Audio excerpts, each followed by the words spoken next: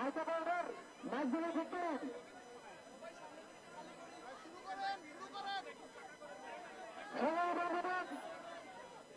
আমাদের প্রয়োজনের আন্দোলনে আজ আমরা একটি বিজয় প্রয়োজনের আন্দোলন করছি। সেটা কি হাইকোর্টের আংশিক রায় আমরা যে দাবি করেছি সেই দাবিটি যে কতটা যুক্তিযুক্ত এটা প্রমাণ করে দিয়েছে। এটি আমাদের একটি প্রাথমিক বিষয়। এই বিষয় থেকে আমরা কোটা বৈষম্য দূরীকরণের আমাদের যে মূল লক্ষ্য সেখানে পৌঁছাতে চাই। সবাই বন্ধুগণ, আমরা জানেন আজ সারা দেশে শিক্ষার্থীদের দীর্ঘদিন ধরে চলে আসা শান্তিপূর্ণ আন্দোলনে বিভিন্ন জায়গায় হামলা হয়েছে, আমাদের আন্দোলনকারী বন্ধুদেরকে আহত করা হয়েছে, বাধা প্রদান করা হয়েছে। আমরা মনে করি সংবিধান স্বীকৃত আমাদের নাগরিক অধিকারকে ক্ষুণ্ণ করা হয়েছে। শিক্ষার্থীরা কতটা শান্তিপূর্ণভাবে এত বড় একটি আন্দোলন করতে পারে গত 10 দিনে আপনারা দেখেছেন। দেশের কোথাও কোন শিক্ষার্থী বিশৃঙ্খলা ভাঙচুরের মতো একটি ঘটনাও ঘটেনি। নাগরিক সমাজে এর জন্য শিক্ষার্থীদেরকে অভিবাদন জানিয়েছে। সংগ্রামী বন্ধুগণ, এই মুহূর্তে আপনাদের সামনে আমাদের আন্দোলনের আদ্যপ্রান্ত নিয়ে বক্তব্য রাখবেন আমাদের একজন অন্যতম সমন্বয়ক সাজ্জু সালাম। বক্তব্য রাখবেন সাজ্জু সালাম।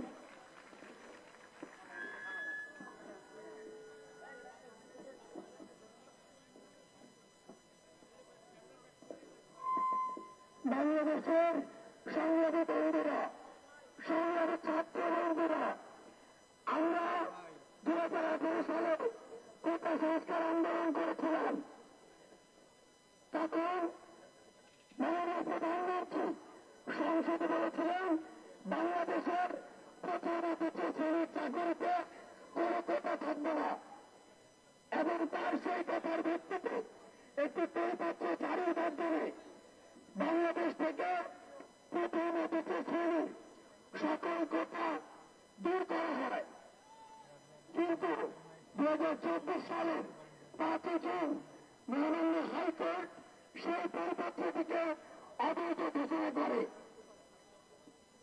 সবচেয়ে বড় কথা হচ্ছে আমাদেরকে বলা হচ্ছে যে আমরা কেন হাইকোর্টের ওই রায় মেনে নিয়ে কেন আমরা পরাত্মহীন হয়ে যাচ্ছি না।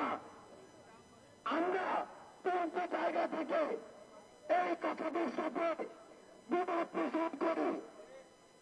আমাদের প্রথম যে জায়গাটি সেটি হাইকোর্ট নিজেই প্রদান করে দিয়েছে।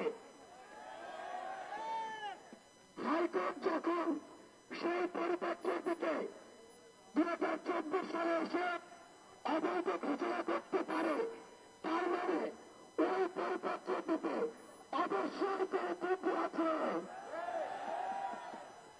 সেই ত্রুটিপূর্ণ পরিপত্রটি আবার যদি 2024 সালে হাইকোর্টের মাধ্যমে বহাল করা হয়, তবে আমরা বিশ্বাস করি আবার কিছু মাস পরে কিংবা কিছু বছর পরে সেটি আবার অবৈধ ঘোষণা করা হতে পারে। 2 নম্বর যে জায়গাটি নিয়ে আমরা কথা বলতে চাই সেটি হচ্ছে আমরা যে এক দফা দাবি নিয়ে আমাদের এই আন্দোলনটি করছি, তার সবচেয়ে গুরুত্বপূর্ণ যে কথাটি সেটি হচ্ছে আমরা চাই বাংলাদেশের সরকারি চাকরিতে সকল গ্রেডে, আমি আবারও বলছি, সকল গ্রেডে কোটার সংস্কার করতে হবে। কিন্তু 2018 যে পরিপত্রটি সেটা ছিল শুধুমাত্র প্রথম এবং দ্বিতীয় গ্রেড নিয়ে। বাংলাদেশের যত মানুষ এই প্রথম ও দ্বিতীয় গ্রেডে যোগ করে তার চেয়ে অনেক অনেক বেশি মানুষ তৃতীয় ও চতুর্থ শ্রেণীতে যোগগুলো করে।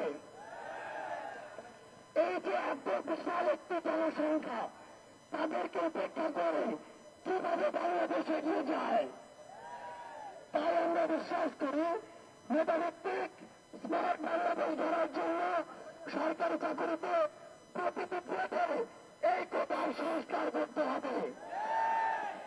3 নম্বর, যে জায়গাটির কারণে আমরা আজকে রাজপথে রয়েছি সেটি হচ্ছে 2018 সালে সেই পরিপত্রটিতে কোন কোটা নেই। এখন গুরুত্বপূর্ণ কথা হচ্ছে, আমরা এখন বিশ্বাস করি বাংলাদেশের অনেক দেশের কিছু জাতিগোষ্ঠী রয়েছে, আমাদের প্রতিনিধি ভাইরা কিংবা পাহাড়ের ওই ক্ষুদ্র নৃগোষ্ঠী যারা রয়েছেন সে ভাই বোনেরা, আমরা বিশ্বাস করি তাদের জন্য একটি যৌক্তিক মাত্রায় কোটা থাকা উচিত। যেহেতু সংবিধানের এটি বলা হয়েছে, এখন 18 পরিপত্র দেখে আপনি দেখতে পাবেন এখানে কোন কোটা নেই। তাহলে একজন মুক্তিযোদ্ধা পরিবারের সন্তানের মৃত্যুর কারণে মহামান্য হাইকোর্ট যদি 18 পরিপত্রকে অবৈধ ঘোষণা করে, তাহলে আজকে থেকে কিছুদিন পরে তো একজন প্রতিবন্ধী যদি বলে, তাহলে এটি অবৈধ ঘোষণা করার সম্ভাবনা আরো বেড়ে যায়। একজন পাহাড়ের ভাই বোন যদি রিট করে, তাহলে এটি আবার অবৈধ হওয়ার সম্ভাবনা তৈরি করে দেয়। তাই আমাদের জায়গা থেকে স্পষ্ট কথা হচ্ছে, আমরা বাংলাদেশের ছাত্র সমাজ আর এই পরিপত্র খেলা চাই না। আমরা আর এই বৈধ খেলা চাই না।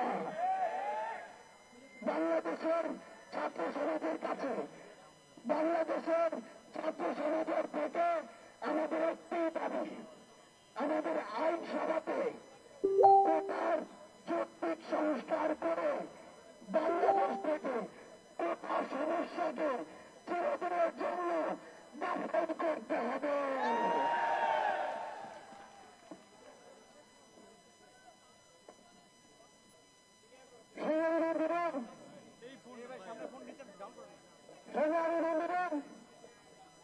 আজ আমাদের সারা দেশের সহযোদ্ধাদের উপর বিভিন্ন বাধা এসেছে। আজ এখানে যারা এসেছেন তাদের অনেকেই হাজার বাধা উপেক্ষা করে আজকের কর্মসূচি সফল করতে এসেছেন। আজ জগন্নাথ বিশ্ববিদ্যালয়ে 3-4টি জায়গায় পুলিশের বাধাকে বিভ্রান্তি দেখিয়ে এই কর্মসূচিতে যোগ দিয়েছে। ঢাকা কলেজ সেই নীলক্ষেত সায়েন্স ল্যাব নিয়ে পুলিশের রক্তচক্ষুতে উপেক্ষা করে আমাদের সাথে যুক্ত হয়েছে। ঢাকায় অবস্থিত ঢাকার 7 কলেজের প্রত্যেকটি কলেজ এবং আশেপাশের আরো বিভিন্ন জাতীয় বিশ্ববিদ্যালয় প্রতিষ্ঠানের শিক্ষার্থীরা আমাদের এই কর্মসূচিকে সফল করতে সর্বোচ্চ বলিদান দিয়েছেন। আমরা তাদেরকে আমাদের অন্তরের অন্তঃস্থল থেকে ধন্যবাদ ও সাধুবাদ জানাতে চাই। এই মুহূর্তে আপনাদের সামনে আমাদেরকে যে নানা সময় বলা হতো যে আমরা নাকি জানি না, আমরা না জেনে দাবি করছি যে সরকারকে এই সমস্যার সমাধান করতে হবে।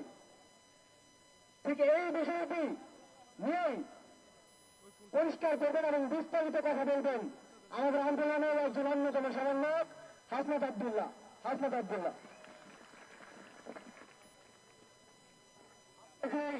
আংশিক রায়টি দিয়েছে, আমি যদি ভুল না পড়ে থাকি সেখানে একটি বাক্য আমি আপনাদেরকে পড়ে শোনাতে চাই।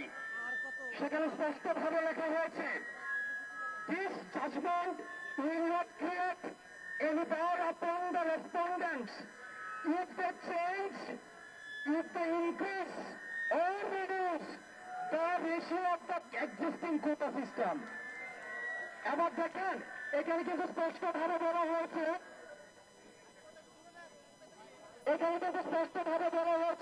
রেসপন্ডেন্টস ছিল সরকার। সরকার যদি কোটা বর্তমান এক্সিস্টিং কোটা সিস্টেমকে ডিক্রিজ করে, অথবা ডিক্রিজ করে, পরিবর্তন করে,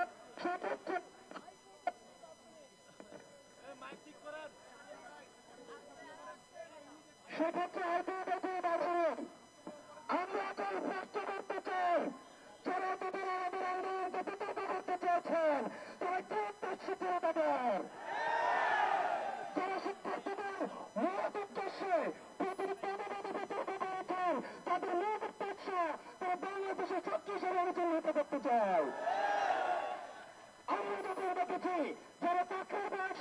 দিয়েছে, পরিপত্রটিতে স্বাগত জানিয়ে বিবৃতি দেয়, তখনই আমরা সেটিকে সন্দেহের চোখে দেখেছি। আমরা স্পষ্টভাবে বলেছি এই বিষয়টি সরকারের এখতিয়ার। আজকে হাইকোর্টের বক্তব্যে সেই বিষয়টি নিশ্চিত হয়েছে, সেই বিষয়টি প্রতিষ্ঠিত হয়েছে। তাহলে আজকে আমি আপনাদের কাছে অভিযোগ জানাতে চাই, যদি সরকারের কাছে দাবিটি যৌক্তিক হয়ে থাকে, তাহলে আমাদের এই যে মিছিলে আসার ক্ষেত্রে হামলা হয়ে গেল, আমাদের আজকে কোথায় কোথায় হামলা হয়েছে দেখেন। সিরিয়াকালীন সুনামগঞ্জে লাঠিচার্জ করা হয়েছে, শাহজালাল বিজ্ঞানী প্রযুক্তি বিশ্ববিদ্যালয়ে লাঠিচার্জ করা হয়েছে, চট্টগ্রাম বিশ্ববিদ্যালয়ে নারী শিক্ষার্থীদের উপর নারী পুলিশ দিয়ে হামলা করা হয়েছে। সবচেয়ে দুঃখজনক, কুমিল্লা বিশ্ববিদ্যালয়ে দর্শন করেছে। সাধারণ বিশ্ববিদ্যালয়ে লাঠিচার্জ করা হয়েছে। রাজশাহী বিশ্ববিদ্যালয়ে আন্দোলনকারীদেরকে নানাবিধ ভয়ভীতিতে দিয়ে দেওয়া হচ্ছে। আজকে আমরা জনতার হাতে এসেছি, মৌলানা ভাসানী বিশ্ববিদ্যালয়ে আমরা দেখেছি, আমরা খবর এসেছে টাঙ্গাইলে পুলিশের লাঠিচার্জ হয়েছে। আমরা আজকে এই কর্মসূচির মাধ্যমে যারা এই অতি উৎসাহিত পুলিশ সদস্যরা অথবা যারা নিযুক্ত থেকে যারা এই ধরনের হামলা দিয়ে চালিয়েছে, তাদেরকে বিচারের আওতায় আনতে হবে। তারা মূলত সরকারের বাজেট থেকে নষ্ট করার জন্য অতি উৎসাহী হয়ে এই ধরনের সিদ্ধান্ত নিয়ে নিয়েছে। আমরা বিশ্বাস করতে চাই সরকার এতদিন পর্যন্ত কানাকে হাইকোর্ট দেখানোর মতো বুদ্ধিজীবী অনেকে রয়েছেন, আমাদেরকে হাইকোর্ট দেখিয়েছেন, কিন্তু আজকে স্পষ্ট হলো। সুতরাং এতদিন পর্যন্ত সরকারের জন্য আমাদেরকে বারবার বলেছেন হাইকোর্টের উপরে ভরসা রাখতে, আমরা হাইকোর্টের উপরে ভরসা রেখেছি। আজকে হাইকোর্ট আপনাদের উপরে যে দায়িত্ব দিয়েছে, আমরা বিশ্বাস করি আপনারা সেই দায়িত্বের অতি সত্তর আপনারা সমাধান দিবেন। ভিডিও পাইছি, ভিডিও পাইছি, আমরা বিশ্বাস করতে চাই ভিডিও পাইছি, ভিডিও পাইছি। হতে পারে না। আমরা বিশ্বাস করতে পারি চাই সমাধানের বিকল্প কখনো মামলা হতে পারে না, সমাধানের বিকল্প কখনো হামলা হতে পারে না, সমাধানের বিকল্প কখনো প্রচার হতে পারে না, পাওয়ার পলিটিক্সে রূপান্তর করা যেতে পারে না। আমাদের বাংলাদেশের যে শিক্ষার্থীরা রয়েছে তারা পাওয়ার পলিটিক্সে বিশ্বাস করে না, তারা পলিসি পলিটিক্সে বিশ্বাস করে। এই পলিসি পলিটিক্সে যারা বিশ্বাস করে তাদেরকে আপনারা হামলা করে মামলা দিয়ে আপনারা বন্ধ করতে পারবেন না।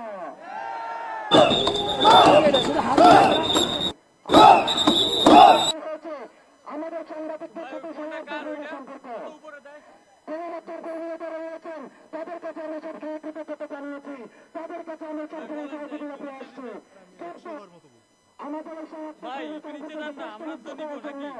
যে কুচক্রীরা আজকে যে অযোগ্য কুচক্রীরা আজকে সরকারের মতো অবস্থান নিয়ে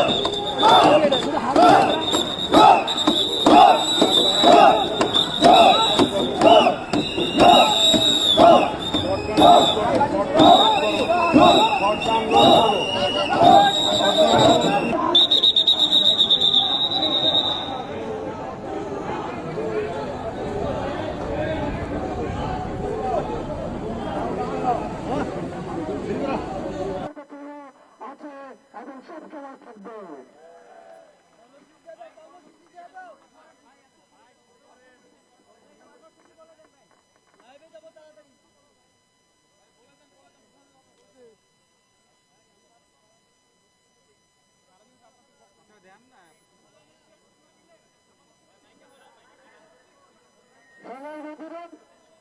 আমরা আজকে কর্মসূচি শেষ হওয়ার পর সবাই সুশৃঙ্খল ভাবে মিছিল নিয়ে রাজু রাষ্ট্রতে গিয়ে আমাদের কর্মসূচি শেষ করবো। কেউ বিচ্ছিন্ন ভাবে চলে যাবেন না।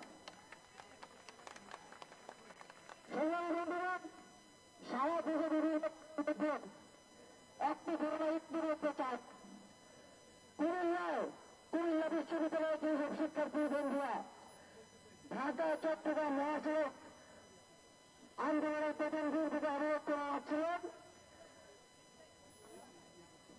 তাদের উপর আজ লাখ হামলা হয়েছে, কিন্তু তারা কিন্তু চলে যাননি। তারা বারবার প্রতিহত করে শেষ পর্যন্ত এখন পর্যন্ত ঢাকা চট্টগ্রাম হাইকোর্টে করে রেখেছে। সংগ্রামী বন্ধুরা, এই মুহূর্তে আমাদের পরবর্তী কর্মসূচি এবং আন্দোলন বিষয়ে গুরুত্বপূর্ণ নির্দেশনা প্রদান করবেন আমাদের অন্যতম সমন্বয়ক নাহিদ ইসলাম। দিয়েছি তো রক্ত,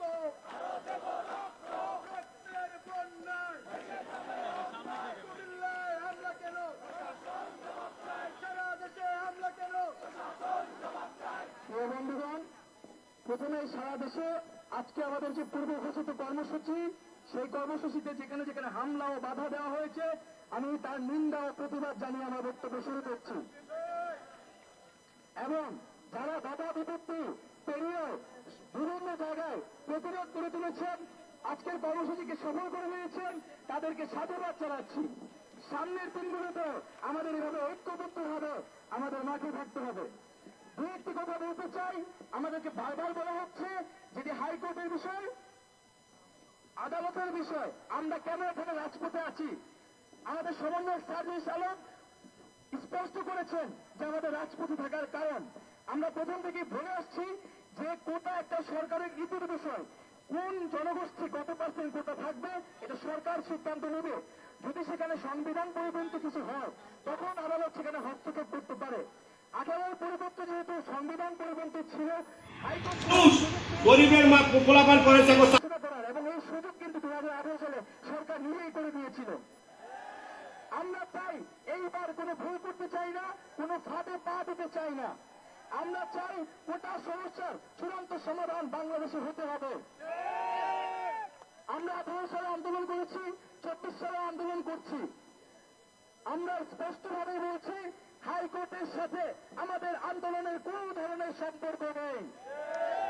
আদালতের প্রতি আমাদের পূর্ণ শ্রদ্ধা এবং আস্থা রয়েছে, কিন্তু আমাদের এক দফা দাবি সেটি সরকার ও আইন বিভাগের কাছে। আমরা বলেছি জাতীয় সংসদে আমাদের যে এক দফা দাবি 5% কোটা অনগ্রসর জনগোষ্ঠীর জন্য রেখে বাকিটা মেধাভিত্তিকভাবে নিয়োগ দিতে হবে এবং আইন পাস করতে হবে। এবং 18 পরিবর্তন ছিল প্রথম ও দ্বিতীয় শ্রেণীর জন্য।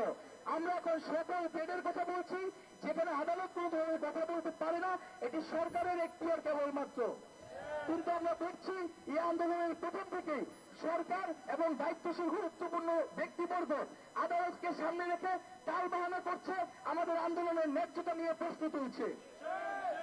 আজকে মহামান্য আদালত তার অবস্থান স্পষ্ট করেছে, আদালতকে আমরা সাধুবাদ জানাই। এবং আমরা মনে করি যে সরকার আসলে নিজেই আদালতের অবমাননা করার চেষ্টা করছে। যেই কাজ সরকারের, সেই কাজ সে আদালতের দিকে ফেলে দিচ্ছে। তো আমরা বলবো এখনো সময় আছে, কোন ধরনের টাল বাহানা করে সুস্পষ্ট বক্তব্য এবং দৃশ্যমান পদক্ষেপ নিতে হবে। জরুরি অধিবেশন থেকে সংসদে কোটার আইন পাস করতে হবে। আরেকটি বিষয় বন্ধুগণ, আমাদের আন্দোলন নিয়ে রাজনৈতিক সংশ্লিষ্ট বারবার বিভিন্ন মহল কথা বলার চেষ্টা করছে যে আমাদের নাকি রাজনৈতিক উদ্দেশ্য, সেই জন্য আমরা রাজপথে আছি। আমরা খুব স্পষ্টভাবে বলতে চাই যে আমাদের সাথে সরকার বা অন্য কোনো পক্ষে রাজনৈতিক কোনো পক্ষপাতিত্বতা সংশ্লিষ্টতা নাই। কোটা সমস্যা নিরসন সাধারণ শিক্ষার্থীদের স্বার্থের দাবি, তাদের মনের প্রাণের দাবি। এই আন্দোলনে বিভিন্ন দল মতের শিক্ষার্থীরা রয়েছে। আমরা এই ইস্যুতে সবাই ঐক্যবদ্ধ এবং সবার প্রতি আহ্বান থাকবে, আপনারা এখানে সাধারণ শিক্ষার্থীর ব্যানারে এসে আন্দোলনকে সফল করুন। এবং সরকারের প্রতি আহ্বান থাকবে শিক্ষার্থীদের যে কোনো আন্দোলনের ভিতরে বিরোধী দলের ভোট দেখার যে মানসিক রোগ রয়েছে তা যদি তারা দ্রুতই সারিয়ে নেয়।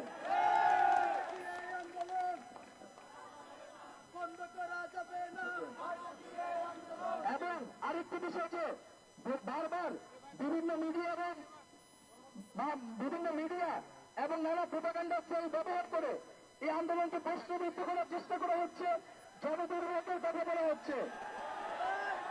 আজকে আমরা এই যে এত দায়িত্ব কার ছিল সরকারের, সরকার এবং আন্দোলনের রায়ে, সরকার এবং আদালতের রায়ে এই আন্দোলনের প্রেক্ষাপটটি হয়েছে। আমরা নিজ উদ্যোগে কিন্তু আন্দোলনে নামি নাই। তো সরকার যখন ব্যবস্থা নেয় নাই, টনক নেয় নাই, আমাদের হয়েছে। ফলত এই জনদুর্ভোগের দায় কিন্তু কর্তৃপক্ষকেই নিতে হবে। এবং আমরা মনে করি জনগণ আমাদের সাথে আছে, আমাদেরকে তারা সহযোগিতা করছে, আমরা তাদেরই সন্তান। আমরা চাকরি না পেলে কিন্তু বাংলাদেশের ভবিষ্যতে অন্ধকার হয়ে যাবে। তাই বলবো, সাংবাদিক ভাইদের অনুরোধ জানাবো যে আমরা নিয়মতান্ত্রিক ভাবে শান্তিপূর্ণ ভাবে আন্দোলন চালিয়ে যাচ্ছি। আমরা সকলের সহযোগিতা চাই, আমরা জনদুর্ভোগ চাই না, নিজেদের দুর্ভোগ চাই না। আপনারা সকলে মিলে সরকারকে প্রশ্ন করুন, কেন এতদিন শিক্ষার্থীরা মাঠে আছে, কেন শিক্ষার্থীদের দাবি দ্রুত গতিতে মেনে নেওয়া হচ্ছে না। এই প্রশ্ন দেওয়ার দায় আমাদের না, এই প্রশ্ন দায় দিবে সরকার।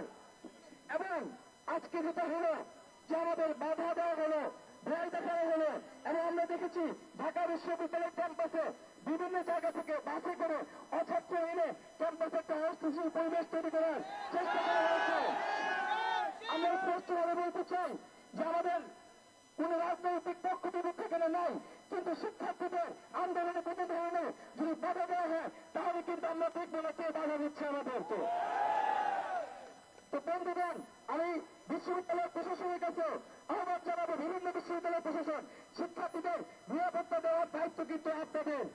আগেও বলেছি, আমাদের আন্দোলন যৌক্তিক আন্দোলন। যদি আমরা চাকরি না পাই, বিশ্ববিদ্যালয়ের শিক্ষকদের কিন্তু প্রশাসনেরও চাকরি থাকবে না।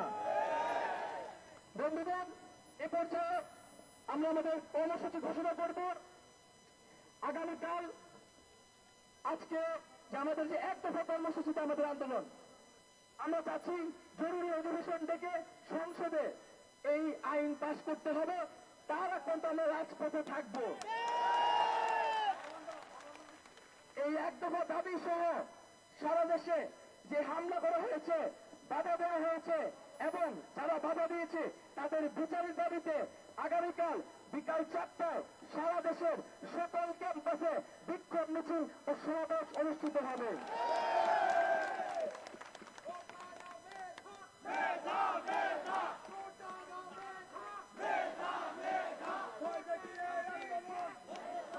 বন্ধুদের, এ পর্যায়ে সবাইকে অনুরোধ জানাবো, সুশৃঙ্খল ভাবে আমরা মিছিল নিয়ে আমরা আমাদের ক্যাম্পাসে ফিরব। এবং যারা বিভিন্ন ক্যাম্পাসে আছেন, আমাদের কোনো ভয় পাওয়ার কারণ নাই। যে কোনো জায়গায় বাধা আসলে আমরা সম্মিলিতভাবে প্রতিরোধ তৈরি করব। যদি জগন্নাথ বিশ্ববিদ্যালয় হামলা করে, আমরা ঢাকা বিশ্ববিদ্যালয় থেকে মিছিল নিয়ে যাব। যদি ঢাকা বিশ্ববিদ্যালয় হামলা করে, সকলে সবার শাহবাগে আসবেন। আমরা সবাই সম্মিলিতভাবে সকল শিক্ষার্থীকে নিরাপত্তা নিশ্চিত করব। বন্ধুগণ, আমরা সবার ক্যাম্পাসে যাবো এবং মিছিল নিয়ে। সবাই আপনাদেরকে নিরাপত্তা দিবেন, সামনে রাখবেন।